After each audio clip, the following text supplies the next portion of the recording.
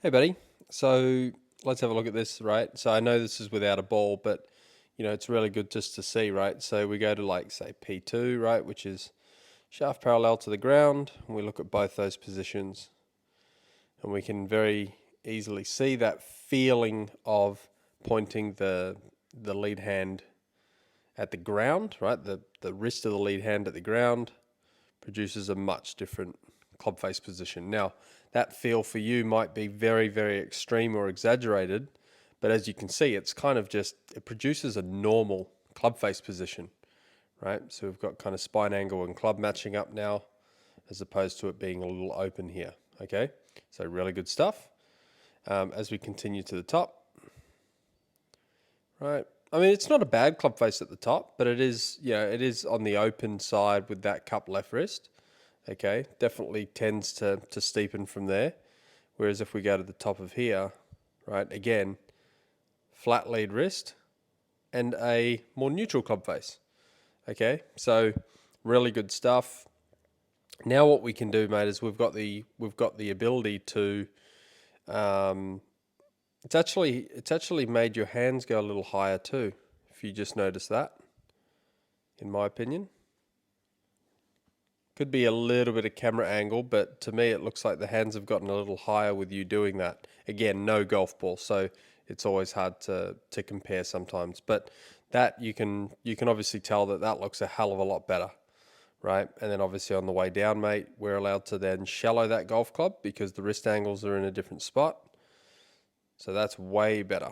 Okay, it's inside here, but that's okay, right? And then from here we're steepening it, and you can see the two club face positions on the way down. Okay, a little bit more closed here, so you can definitely see that point in time there compared to here, there's a good little, right? So whatever that feels like to you, keep doing that. That's what we need it to feel like, and it's only neutral, right? If you look at all of that, it's only neutral, so it's not like it's closed. Just looks very neutral to me, but it might feel quite extreme for you. All right, but really good stuff, mate. Hey, bud. Yeah, so obviously with the ball, mate, just some things to be aware of, right? Just make sure, or just be careful with the takeaway stuff, mate. So although so when we flex the lead wrist, we typically get the golf club moving, um, this way. When we hinge the club up, we tend to get it going that way, right? So there's a fine line between both of them. So just be mindful that when you do take this club away, that you're still turning with the body, staying connected, and that the club doesn't go in. So the hand's going out, club going in.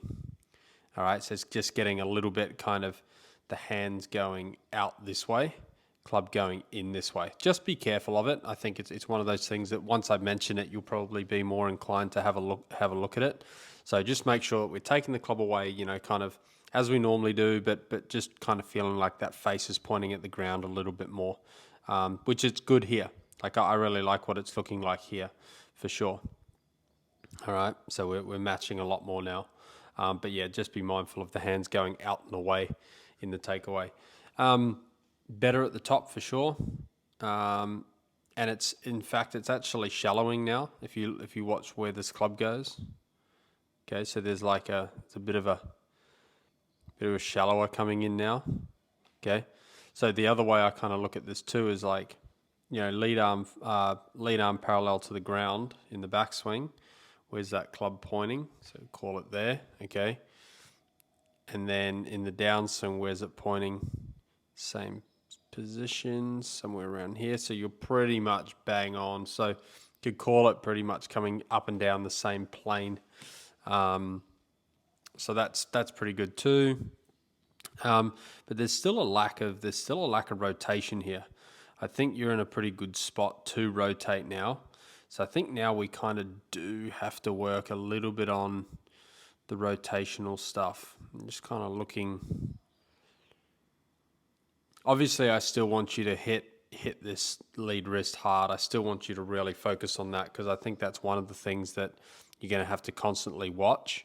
I'd be interested to see a face-on view, mate, with your with this kind of new movement. So I think the slappy feel, mate, like you can just see the lower body might be a fraction open, but the upper body's still really closed. Like even to the ball here, like the shoulders are pointing out out this way. So I'd be really interested to see why that's happening in a face-on, if you can get one to me with these wrist angles. But in the meantime, just really continue to focus on that lead wrist, mate. We need that to be, and like you said, it feels like you're bowing it like DJ, and look at it, right? So I know the feel's horrendous. I know the feel's really different, but yeah, it's kind of got to feel like that. Otherwise, it's going to cup, right? So, but that's good. I don't need it any more flex than that.